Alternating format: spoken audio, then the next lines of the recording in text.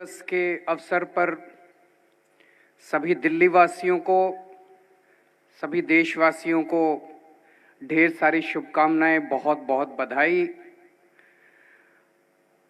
पूरा विश्व, पूरा देश और हम सब दिल्ली वासी पिछले 1 वर्ष से कोरोना महामारी से जूझ रहे हैं, संघर्ष कर रहे हैं।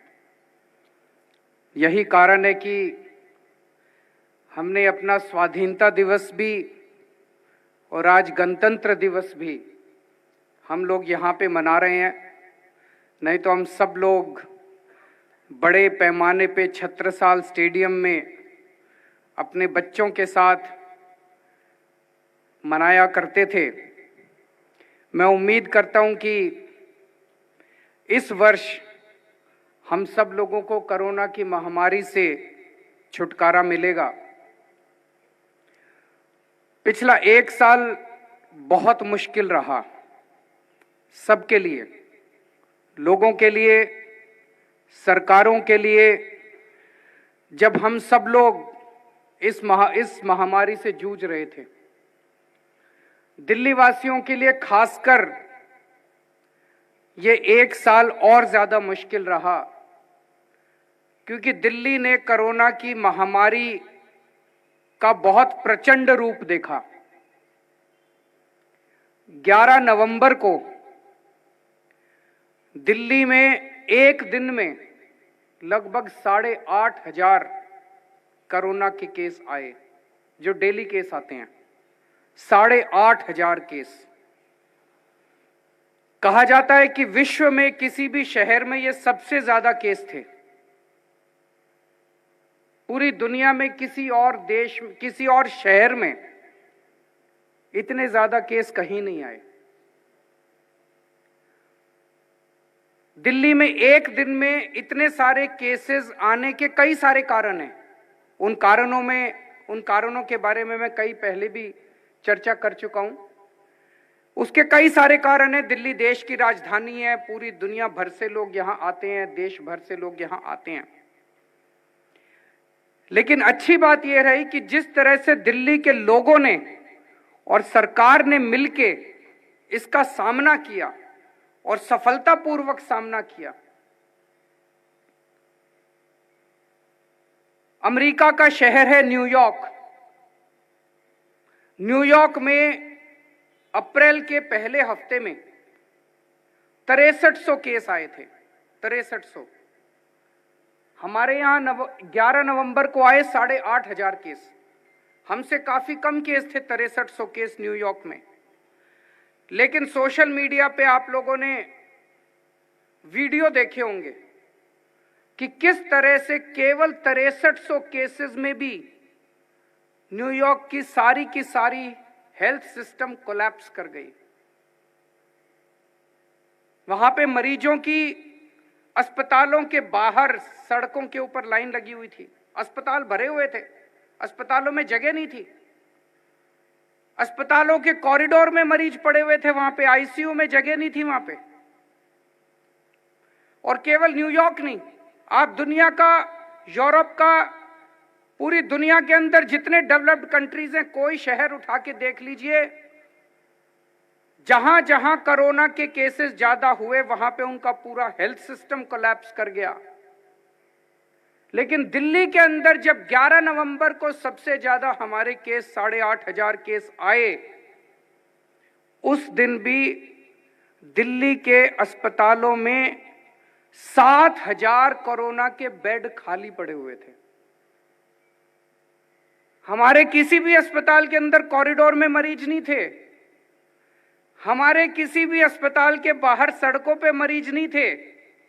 हम सब दिल्ली वासियों ने मिलके, दिल्ली सरकार ने मिलके अपनी जो पिछले 5 साल के अंदर दिल्ली की स्वास्थ्य सेवाओं को दुरुस्त किया है, स्ट्रेंथन किया है, हमारे डॉक्टर्स ने, हमारे मेडिकल स्टाफ ने, हमारे पैरामेडिकल स्टाफ ने, हमारे ऑफिसर्स ने मिलके पूरे हेल्थ सिस्टम को जो दुरुस्त किया और कोरोना महामारी के दौरान जिस तरह से अच्छा मैनेजमेंट किया, ये उसी का नतीजा है कि हमारा हेल्थ सिस्टम ऐसी महामारी के दौर में जब सबसे ज्यादा केस दिल्ली के अंदर हो रहे थे, हमारा हेल्थ सिस्टम कोलैप्स नहीं किया और पूरा हम उसको मैनेज करने में कामयाब रहे। इसके लिए मैं अपने सभी ऑफिसर्स को, सभी डॉक्टर्स को, सभी मेडिकल स्टाफ को, सभी कोरोना वॉरियर्स को बहुत बहुत तहे दिल से बधाई देना चाहता हूं, जिस शानदार तरीके से आप सब लोगों ने इस पूरे सिस्टम को मैनेज किया। ये बहुत कठिन दौर था, जब लोगों की नौकरियां चली गई, रोजगार चले गए, दुकानें बंद हो गई, मार्केट बंद हो गए, फैक्ट्रियां बंद हो गई। सरकारों के लिए भी बड़ा मुश्किल दौर था, टैक्स आना बंद हो गया, बड़ी चिंता होने लगी कि तनख्वाह कैसे देंगे। लेकिन ऐसे दौर के, ऐसे कठिन दौर में मुझे बेहद खुशी है कि हम सब दिल्ली वासियों ने मिलके इस कठिन दौर के अंदर भी स्थिति को संभाला। हमने न केवल अपनी सारी तनख्वाहें दी, उल्टे ऐसे कठिन दौर के अंदर जब लोगों की रोटी के लाले पड़ रहे थे, लोगों के घर के अंदर चूल्हा जलना मुश्किल हो रहा था, ऐसे समय में दिल्ली सरकार ने येन केन प्रकारेण कहीं से भी व्यवस्था करके पैसे की 1 करोड़ लोगों को, दिल्ली की 2 करोड़ आबादी है, 1 करोड़ लोगों को कोरोना काल में हर महीने सूखा राशन दिया जाता था। 5 किलो प्रति व्यक्ति के हिसाब से सूखा राशन हर महीने दिया गया 1 करोड़ लोगों को। 10 लाख लोगों को हर रोज लंच और डिनर की व्यवस्था, रसोई की व्यवस्था की गई, स्कूलों के अंदर रसोई की व्यवस्था की गई। 10 लाख लोगों को रोज खाने की व्यवस्था की गई। हम नहीं चाहते थे कि किसी की भी, एक तरफ तक कोरोना की महामारी, कि कहीं ऐसा ना हो कि कोरोना से तो बच जाएं और भूख से मर जाएं, तो दिल्ली सरकार ने उसकी व्यवस्था की। इस वक्त ऑटो, टैक्सी सब चलने बंद हो गए थे। हमने ऑटो और टैक्सी ड्राइवर्स को 5-5 हजार रुपए उनके बैंक अकाउंट के अंदर जमा कराए। लगभग 1,56,000 ऑटो और टैक्सी ड्राइवर्स के बैंक अकाउंट में 5-5 हजार रुपए जमा कराए। पूरे देश में किसी भी राज्य सरकार ने अपने ऑटो और टैक्सी वालों को सुध नहीं ली, दिल्ली सरकार ने अपने ऑटो और टैक्सी वालों को सुध ली। हमने लगभग 44,000 कंस्ट्रक्शन वर्कर्स, मजदूरों के खातों में 10-10 हजार रुपए जमा कराए। पूरे देश में ऐसा करने वाली अकेली दिल्ली सरकार है जिसने अपने मजदूरों के बैंक अकाउंट के अंदर 10-10 हजार रुपए जमा कराए। पूरे दिल्ली में कहीं पता चला, जहां पता चला कोई मुसीबत में है, किसी को खाने की दिक्कत हो रही है, कहीं पता चला किसी को बीमार है, उस तक दिल्ली सरकार पहुंची, उसके खाने की व्यवस्था की, उसकी दवा दारू की व्यवस्था की। पूरा विश्व जब कोरोना की महामारी से लड़ रहा था, पूरा विश्व जब इसकी दवाई का इंतजार कर रहा था, तब भी हमारे डॉक्टर्स ने पहल करके प्लाज्मा थेरेपी दी दुनिया को। अप्रैल के महीने में दिल्ली के हमारे अस्पतालों के अंदर, खासकर ILBS के अंदर प्लाज्मा थेरेपी के ट्रायल चालू हुए। और मुझे आज कहते हुए बेहद गर्व है अपने डॉक्टर्स के ऊपर कि 2 जुलाई को दुनिया का सबसे पहला प्लाज्मा बैंक दिल्ली के अंदर शुरू किया गया। उसके बाद 2 और प्लाज्मा बैंक बने, LNJP हॉस्पिटल में और GTB हॉस्पिटल में। और आज अभी तक 4,929 लगभग 5,000 लोगों को प्लाज्मा दिया जा चुका है। 5,000 लोगों की प्लाज्मा के जरिए जान बचाई जा चुकी है। जैसा मैंने बताया कि कई सारे डेवलप्ड कंट्रीज के अंदर हम लोगों ने देखा किस तरह से उनके पूरे अस्पतालों के सिस्टम कोलैप्स कर गए। अस्पताल भर गए, ICU भर गए, कॉरिडोर में पेशेंट्स पड़े हुए थे, सड़कों पे पेशेंट्स पड़े हुए थे। तो हमने इसको स्टडी किया कि ऐसा क्यों हो रहा है। तो हमने ये पाया कि जो कोई बीमार होता था उसको अस्पताल ले जाते थे, जो कोई बीमार होता था उसको अस्पताल ले जाते थे। नतीजा ये था कि जो माइल्ड और एसिम्प्टोमेटिक पेशेंट्स थे, जिनमें कोई सिम्टम नहीं थे, जिनमें कम सिम्टम थे, थोड़े बहुत सिम्टम थे, ऐसे पेशेंट से अस्पताल भर जाते थे और सीरियस पेशेंट सड़कों के ऊपर थे। तो दिल्ली के हमारे डॉक्टर्स ने मिलके होम आइसोलेशन का इजाद किया। सबसे पहले होम आइसोलेशन पूरी दुनिया में दिल्ली में इसकी शुरुआत की गई। होम आइसोलेशन में हमने ये तय किया कि जो माइल्ड पेशेंट हैं, जो एसिम्प्टोमेटिक पेशेंट हैं, जिनको डॉक्टर्स की जरूरत नहीं है, उनका घर में इलाज किया जाएगा। हमारे डॉक्टर्स की टीम उनके घर जाती थी, उनको एक किट दे के आती थी। सबसे पहले दिन जैसी उनकी टेस्ट रिपोर्ट आती है, टेस्ट रिपोर्ट आने के अगले दिन हमारे दिल्ली सरकार के डॉक्टर्स की टीम उनके घर जाती है, उनको किट दे के आती है, सारा सामान दे के आती है, सारा समझा के आती है, उनको एक ऑक्सीमीटर दे के आती है। पूरी दुनिया में यह पहली बार हुआ कि जितने बीमार पेशेंट होम आइसोलेशन में, उनके घर एक ऑक्सीमीटर दे दिया जाता है। और फिर डेली सुबह शाम एक डॉक्टर उन पेशेंट्स को फोन करके पूछता है, भाई साहब ठीक ठाक हैं, कोई तकलीफ तो नहीं है, ऑक्सीजन नापो, कितनी आई ऑक्सीजन। अगर उसकी ऑक्सीजन कम हो तो तुरंत एम्बुलेंस भेज के उसको अस्पताल के अंदर शिफ्ट कर दिया जाता है। नतीजा ये हुआ कि हमारे होम आइसोलेशन में मुश्किल से कुछ एक मृत्यु हुई और अभी तक 3,12,425 3 लाख से ज्यादा पेशेंट्स हमारे होम आइसोलेशन के अंदर ट्रीट हो चुके हैं। और दिल्ली ने जब से होम आइसोलेशन की प्रक्रिया शुरू की, देश भर में नहीं दुनिया भर के अंदर होम आइसोलेशन की इस प्रक्रिया को दिल्ली से सीख के बाकी सारी दुनिया ने इसको अडॉप्ट किया। आप सोच के देखिए, अगर ये होम आइसोलेशन हम लोग शुरू नहीं करते, हमारे डॉक्टर्स शुरू नहीं करते, ये 3,12,000 पेशेंट्स हमारे हॉस्पिटल्स में जाते और हॉस्पिटल्स के अंदर बेड्स मिलने वाले नहीं थे, बेड्स की कमी पड़ जाती। तो जो मैंने बताया 11 नवंबर को जब 8,500 केसेस आए हमारे दिल्ली में और 7,000 बेड खाली पड़े हुए थे, वो इसी वजह से पड़े हुए थे क्योंकि हमारा मैनेजमेंट बहुत शानदार था। अगर ये मैनेजमेंट हमारे ऑफिसर्स और डॉक्टर्स मिलकर अच्छा नहीं करते तो हमारी भी वही हालत होती जो पश्चिम के कई सारे अन्य देशों की हुई। हमने ना केवल होम आइसोलेशन अच्छा किया, अपने अस्पतालों के अंदर भी मरीजों के ट्रीटमेंट का बहुत अच्छा इंतजाम किया। इसमें प्राइवेट हॉस्पिटल्स और सरकारी हॉस्पिटल्स ने मिलके एक टीम की तरह, हमने उसमें यह नहीं किया तुम तो प्राइवेट हो हम तो गवर्नमेंट हैं, सबने मिलके एक टीम की तरह दिल्ली के लोगों की सेवा की। हमने ये देखा कि हमने दूसरों से सीखा, दूसरे शहरों में, दुनिया के दूसरे शहरों में, अपने देश के दूसरे शहरों में किस तरह की दिक्कत आ रही है। हमने देखा कि कई जगह जब सरकारों ने ऊपर से आदेश जारी कर दिए, बिना पूछे, बिना लोगों को कॉन्फिडेंस में लिए आदेश पे आदेश जब सरकारों ने जारी कर दिए, तो कई प्राइवेट अस्पताल वाले अस्पताल पे ताला लगा के घर चले गए, बोले जी हम तो नहीं करते।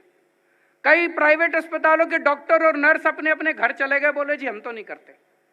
दिल्ली के अंदर हम लोगों ने उनके साथ बैठ के एक एक ऑर्डर जारी किया, उनको कॉन्फिडेंस में लेके एक एक ऑर्डर जारी किया, उनको डिसीजन मेकिंग का हिस्सा बनाया।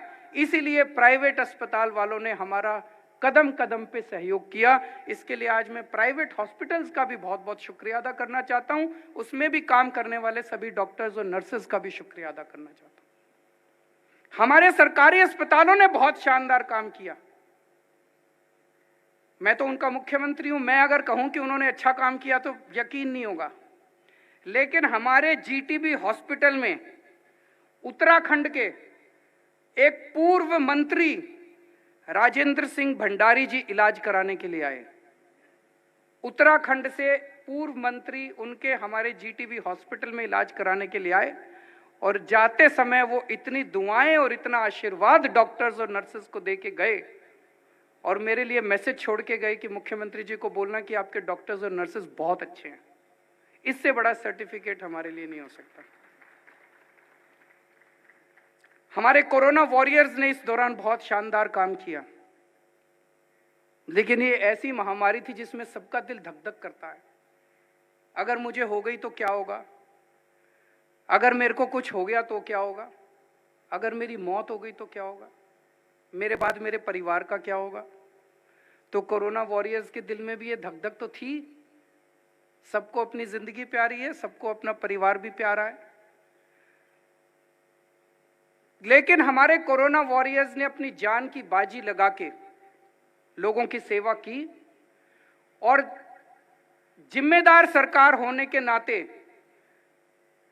और हमारे पूरे समाज ने मिलकर कोरोना वॉरियर्स को एक तरह से सपोर्ट करने के लिए एक अलग किस्म की स्कीम निकाली कि अगर किसी कोरोना वॉरियर को लोगों की सेवा करते हुए, चाहे वो पुलिस में काम करते हों, चाहे वो अस्पताल में काम करते हों, चाहे वो सफाई कर्मचारी का काम करते हों, जो भी सिविल डिफेंस वॉलंटियर का काम करते हों, जो भी हमारे कोरोना वॉरियर्स अगर लोगों की सेवा करते हुए, कोरोना की ड्यूटी करते हुए उनको कोरोना हो जाता है और भगवान ना करे उनकी कोरोना की वजह से उनकी मौत हो जाती है, तो सरकार उनके परिवार को 1 करोड़ रुपए का सहयोग राशि देगी।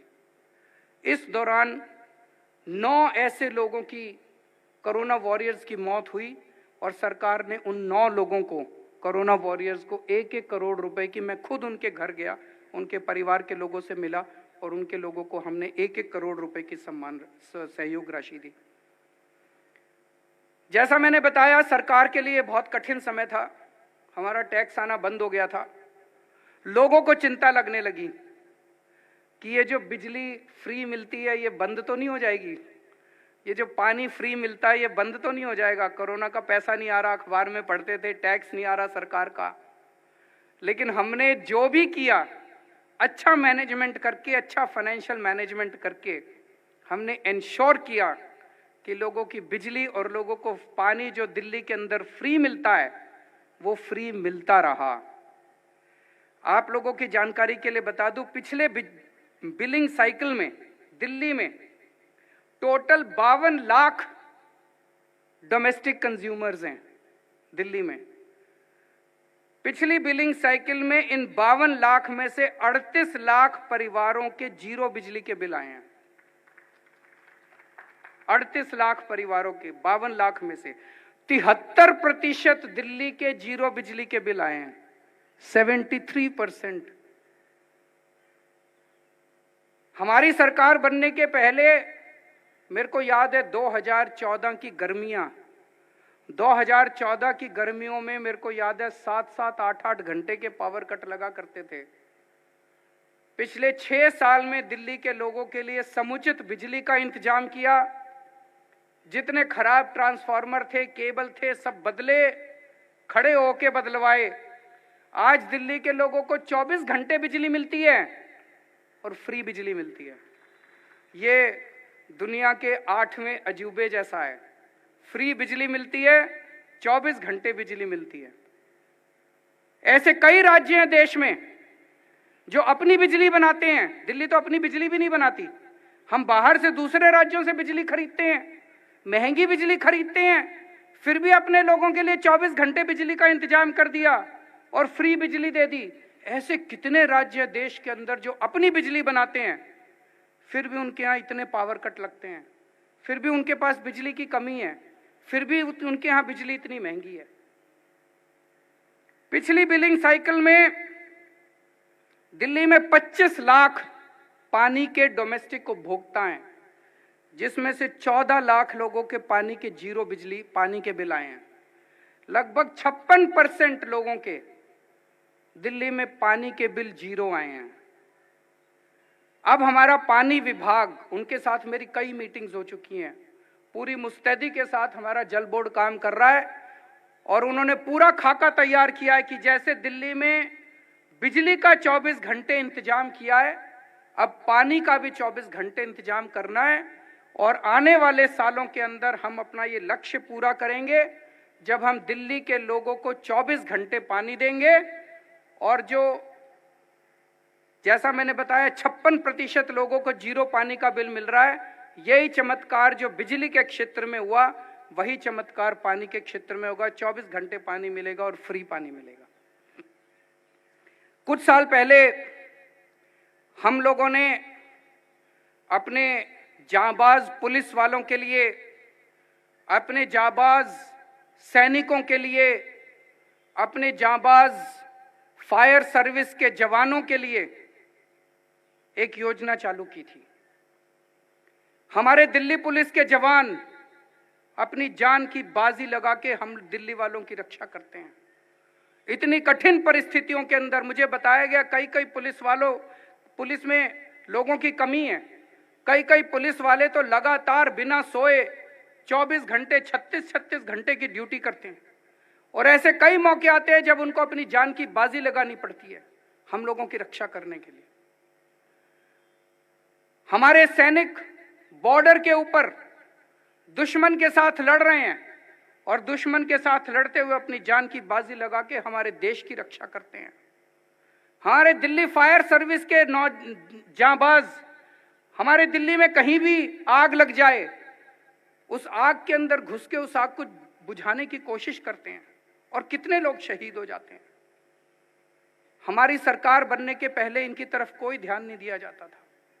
मुझे बताया गया कोई योजना होती थी जिसमें एक सिलाई मशीन उसके परिवार को दी जाती थी। उसके बाद हमने तय किया कि 1 करोड़ रुपए की सम्मान राशि, वैसे तो अगर किसी की जान चली जाए तो उसकी कोई कीमत नहीं होती, और एक हमारा जवान हीरे के समान है, उसकी कोई कीमत नहीं होती, लेकिन उसके परिवार को यह लगना चाहिए कि यह देश और यह समाज उनका सम्मान करता है। तो उनके 1 करोड़ रुपए की सम्मान राशि देने का सरकार ने निर्णय किया। पिछले कुछ सालों के अंदर जब से स्कीम लागू हुई है, हम 19 दिल्ली पुलिस के जवानों को 1 करोड़ रुपए की सम्मान राशि दे चुके हैं। 6 फायर सर्विस के जवानों को यह राशि दी जा चुकी है और 3 बॉर्डर के ऊपर दिल्ली के रहने वाले सैनिकों के शहादत के बाद सम्मान राशि दी जा चुकी है। अगले मुझे कहते हुए बड़ी खुशी है कि मार्च के महीने तक एक बहुत ही बड़ी योजना, जो हमारा एक सपना थी कि गरीबों को जो सरकार राशन देती है, गरीब आदमी को राशन की दुकान पे जाना पड़ता है, लाइनों में लगना पड़ता है, कई बार राशन की दुकान खुलती नहीं है, कभी कभी राशन की दुकान वाला बदतमीजी करता है, कभी कभी उसको पूरा राशन नहीं मिलता, 100 तरह की समस्याएं होती थी। मुझे खुशी है कि मार्च के महीने तक door step delivery of ration चालू कर दिया जाएगा, जिसमें सरकार, अब लोगों को राशन की दुकान पे आने की जरूरत नहीं पड़ेगी।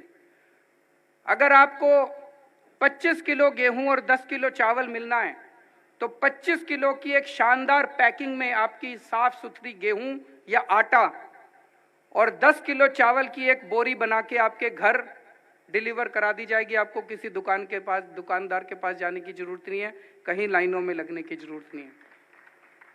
मुझे लगता है अपने आप में ये एक बहुत ही क्रांतिकारी कदम होगा पूरी राशन व्यवस्था को बदलने के लिए।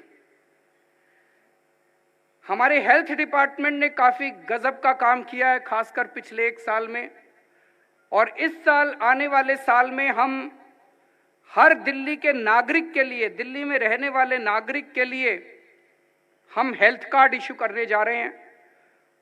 वो हेल्थ कार्ड ऐसा होगा कि आप किसी भी अस्पताल में, सबसे पहले हम सरकारी अस्पतालों से शुरू करेंगे, किसी भी अस्पताल में उस हेल्थ कार्ड को ले जाइए, आपका एक हेल्थ आईडी होगा, आपको कोई पर्ची ले जाने की जरूरत नहीं है, कुछ नहीं है, आपका सारा पुराना रिकॉर्ड उस हेल्थ कार्ड के अंदर होगा। आपके जितने टेस्ट हुए, जितने एक्सरे हुए, जितनी आपको बीमारियां हैं, उसकी सारी हिस्ट्री उस कार्ड के अंदर होगी। अब आपको अस्पताल में जब जाते हैं तो लाइनों में भी खड़ा होने की जरूरत नहीं पड़ेगी। आप डॉक्टर से ऑनलाइन या फोन करके अपॉइंटमेंट ले सकते हैं। आप अपनी अपॉइंटमेंट के टाइम पे जाइए और आपको कोई लाइन पे खड़े जरूरत नहीं है, आपको सारी वहां पे डॉक्टर आपका इंतजार करता हुआ मिलेगा। तो पूरा का पूरा हेल्थ सिस्टम दिल्ली का पहले सरकारी अस्पतालों से शुरू करेंगे, उसमें सारे मोहल्ला क्लिनिक, सारे अस्पताल, सारे पॉलीक्लिनिक, सारी डिस्पेंसरी, सारे सोसाइटी वाले हॉस्पिटल्स सबको ऐड किया जाएगा और उसके बाद सारे प्राइवेट हॉस्पिटल्स को भी बाद में इसमें ऐड किया जाएगा। तो ये हमारा हेल्थ मैनेजमेंट इंफॉर्मेशन सिस्टम इस साल के अंत तक बन के तैयार हो जाएगा। यमुना की सफाई के लिए दिल्ली जल बोर्ड पूरी मशक्कत के साथ लगा हुआ है और मुझे पूरा उम्मीद है, उनके साथ कई सारी हमारी मीटिंग्स हुई है और मुझे पूरी उम्मीद है कि जो सपना दिल्ली के लोगों का कई सालों से था, वो सपना अगले कुछ सालों के अंदर जरूर पूरा होगा। इसके अंदर जितने भी प्रोजेक्ट्स हैं, अब सारे प्रोजेक्ट्स टाइम पे चल रहे हैं। झुग्गी वालों को मकान देने की पूरी योजना हमारी बड़ी तेजी से चल रही है। उनके लिए कई मकान बन चुके हैं। इसमें मेरा सब लोगों से मैं सहयोग चाहता हूं। कहीं कहीं पे झुग्गी के लोग मकानों में शिफ्ट होने में थोड़ा कतराते हैं। उन लोगों से मैं निवेदन करना चाहता हूं कि झुग्गी में आपकी जिंदगी जो है वो कोई अच्छी जिंदगी नहीं है, आपके बच्चों की अच्छी जिंदगी नहीं है। दिल्ली सरकार आपके लिए अच्छे फ्लैट्स बना के दे रही है। सब लोग फ्लैट्स में शिफ्ट हों। कई सारे फ्लैट्स बन चुके हैं और पिछले कुछ दिनों में मेरी कई सारी मीटिंग्स हुई हैं हमारे ऑफिसर्स के साथ। आने वाले कुछ वर्षों के अंदर मैं उम्मीद करता हूं कि झुग्गी वालों को सबको हम फ्लैट्स देने में कामयाब होंगे। मैं भगवान से प्रार्थना करता हूं कि पिछला साल जो महामारी का गुजरा, वो महामारी से सारी मानव जाति को मुक्ति मिले और ये वाला साल फिर से हम अपनी नॉर्मल जिंदगी शुरू कर सकें। वैक्सीनेशन का काम शुरू हो गया है। मैं उम्मीद करता हूं इस वैक्सीन के आने से अब कोरोना की महामारी से हम सब लोगों को मुक्ति मिलेगी और फिर से जिंदगी पटरी पे आएगी और फिर से हम सब लोग अपने परिवार के लिए, देश के लिए, दिल्ली के लिए पूरी मुस्तैदी के साथ काम कर सकेंगे। जय हिंद।